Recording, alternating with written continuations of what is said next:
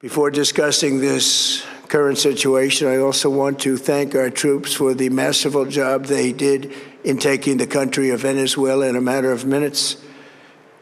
That hit was quick, lethal, violent, and respected by everyone all over the world.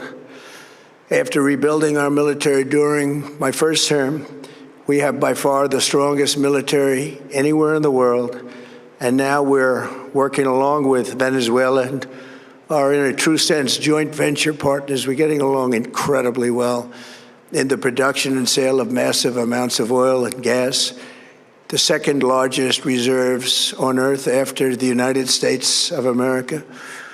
We're now totally independent of the Middle East, and yet we are there to help.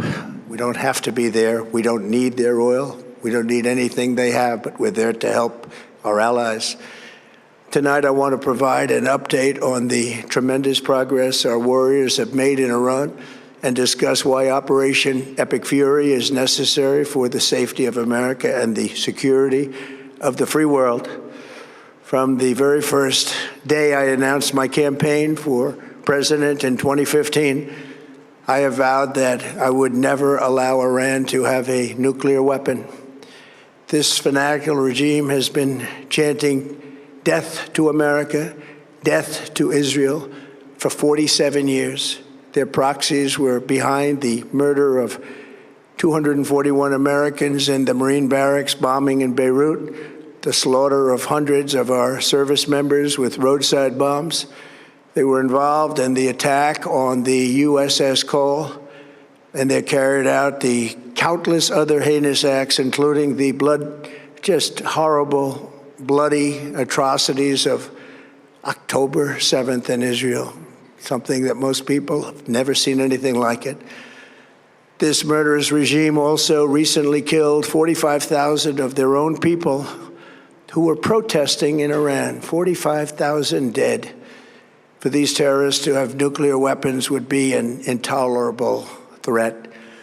The most violent and thuggish regime on earth would be free to carry out their campaigns of terror, coercion, conquest, and mass murder from behind a nuclear shield.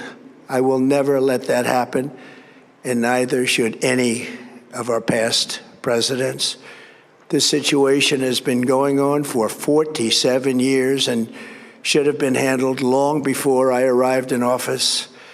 I did many things during my 2 terms in office to stop the quest for nuclear weapons by Iran first, and perhaps most importantly, I killed General Qasem Soleimani in my first term. He was an evil genius, brilliant person, a horrible human being, however, the father of the roadside bomb, and he lived just horrible what he did.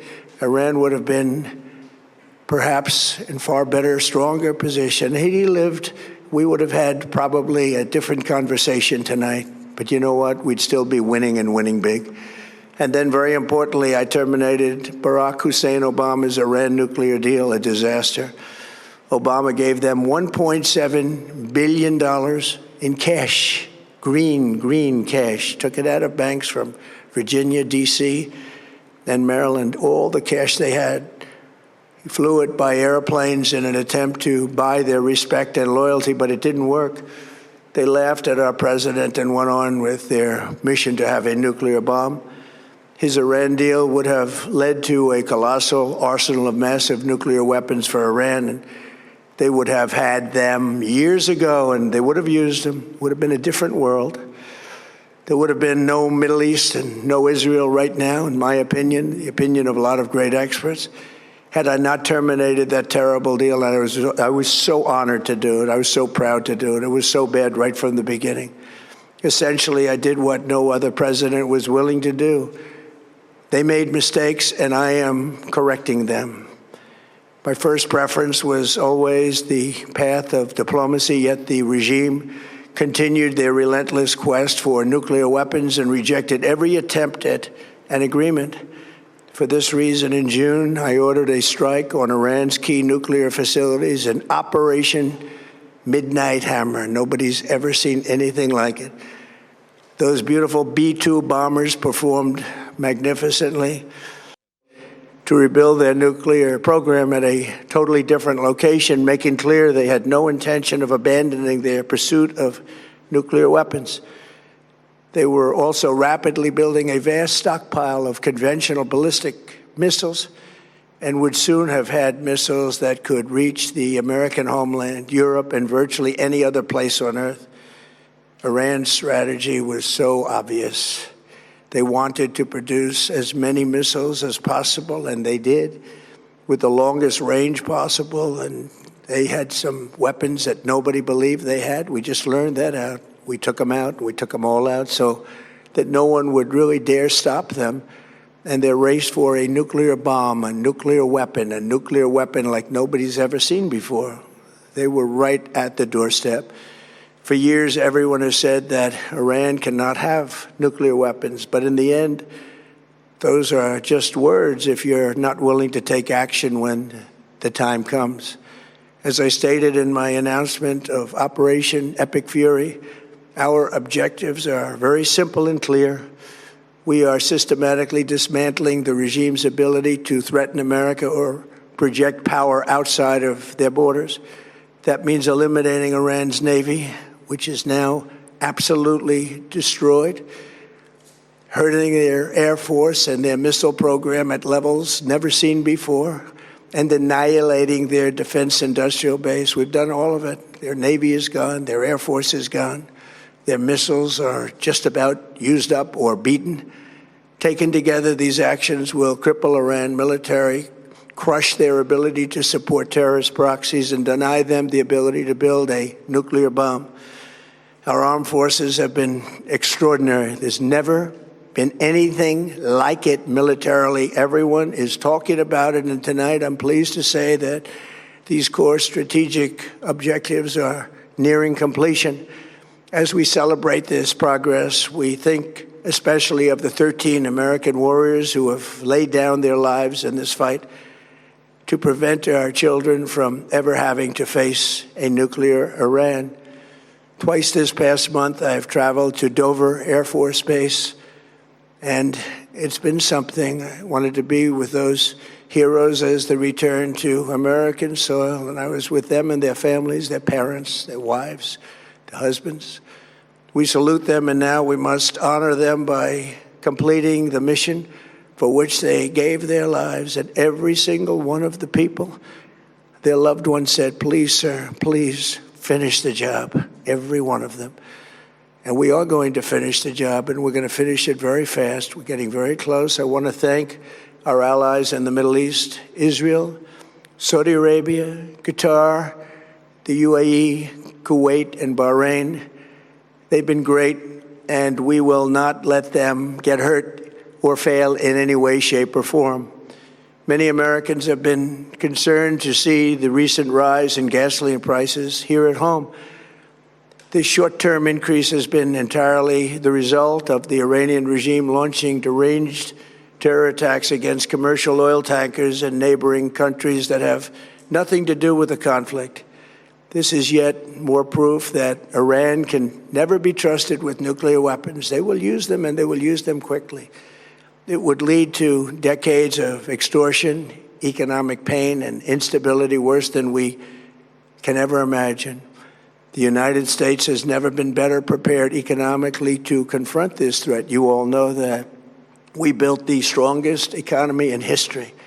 We're going through it right now, the strongest in history. In 1 year, we've taken a dead and crippled country. I hate to say that, but we were a dead and crippled country after the last administration and made it the hottest country anywhere in the world by far, with no inflation, record-setting investments coming into the United States, over $18 trillion, and the highest stock market ever, with 53 all-time record highs in just 1 year.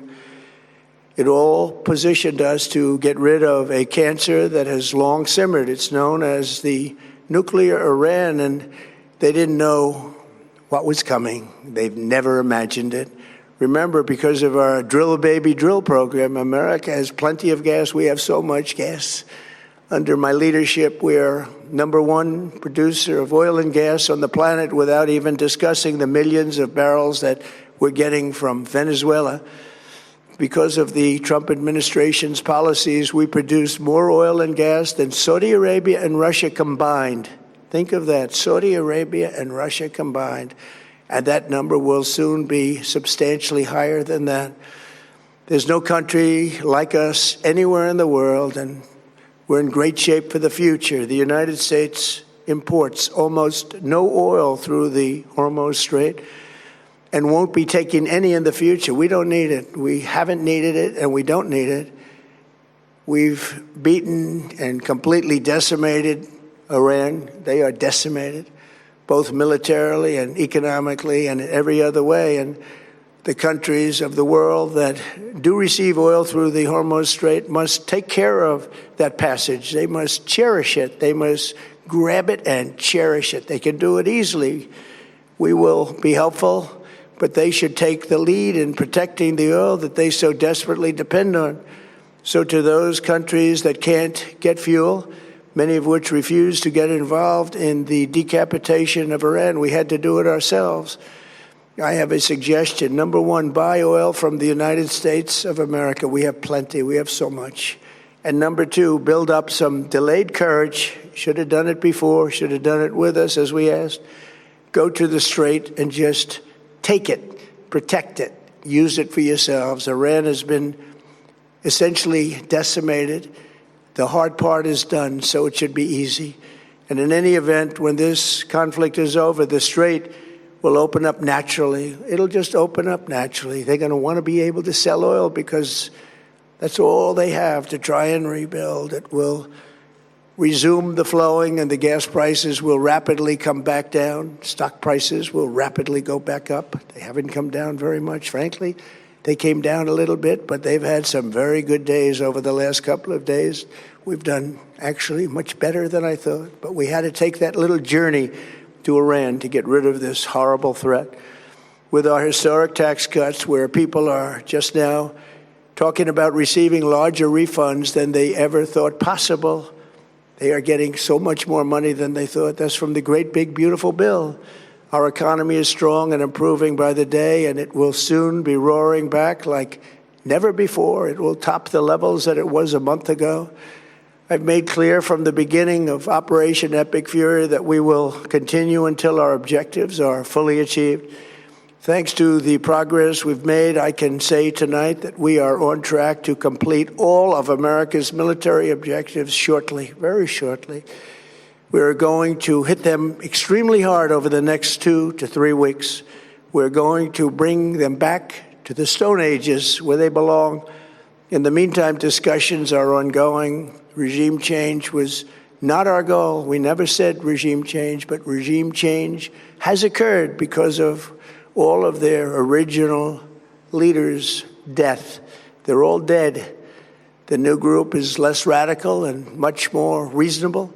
Yet if during this period of time no deal is made, we have our eyes on key targets. If there is no deal, we are going to hit each and every one of their electric generating plants very hard and probably simultaneously. We have not hit their oil, even though that's the easiest target of all, because it would not give them even a small chance of survival or rebuilding. But we could hit it, and it would be gone, and there's not a thing they could do about it. They have no anti-aircraft equipment. Their radar is 100% annihilated. We are unstoppable as a military force. The nuclear sites that we obliterated with the B-2 bombers have been hit so hard that it would take months to get near the nuclear dust, and we have it under intense satellite surveillance and control. If we see them make a move, even a move for it, we'll hit them with missiles very hard again. We have all the cards, they have none. It's very important that we keep this conflict in perspective. American involvement in World War I lasted 1 year, 7 months, and 5 days. World War II lasted for 3 years, 8 months, and 25 days. The Korean War lasted for 3 years, 1 month, and 2 days. The Vietnam War lasted for 19 years, 5 months, and 29 days. Iraq went on for 8 years, 8 months, and 28 days. We are in this military operation, so powerful, so brilliant, against one of the most powerful countries for 32 days. And the country has been eviscerated and essentially is really no longer a threat. They were the bully of the Middle East, but they're the bully no longer. This is a true investment in your children and your grandchildren's future. The whole world is watching, and they can't leave the power, strength, and brilliance. They just can't believe what they're seeing. They leave it to your imagination, but they can't believe what they're seeing, the brilliance of the United States military. Tonight, every American can look forward to a day when we are finally free from the wickedness of Iranian aggression and the specter of nuclear blackmail. Because of the actions we have taken, we are on the cusp of ending Iran's sinister threat to America and the world. And I'll tell you, the world is watching. And when we do, when it's all over, the United States will be safer, stronger, more prosperous, and greater than it has ever been before. May God bless the men and women of the United States Armed Forces, and may God bless the United States of America. Thank you very much. तो देखिए, अमेरिकी राष्ट्रपति Donald Trump ने ये साफ कह दिया है कि ऑपरेशन एपिक फ्यूरी जारी रहेगा और ईरान पर हमले और तेज होंगे। ईरान की सेना हमारे कंट्रोल में है। ईरान के बड़े नेता लगभग मारे गए हैं। इसके साथ ही ये साफ तौर पर अमेरिकी राष्ट्रपति ने कह दिया कि ऑपरेशन एपिक फ्यूरी जारी रहेगा। अमेरिका की सुरक्षा के लिए ये ऑपरेशन बेहद जरूरी है। 2-3 हफ्तों में हमारा ये जो काम है वो पूरा हो जाएगा। अमेरिकी राष्ट्रपति, जिनको लेकर ये कयास लगाए जा रहे थे कि शायद सीज फायर को लेकर आज वो ऐलान कर सकते हैं, लेकिन ऐसा होता हुआ नजर नहीं आया।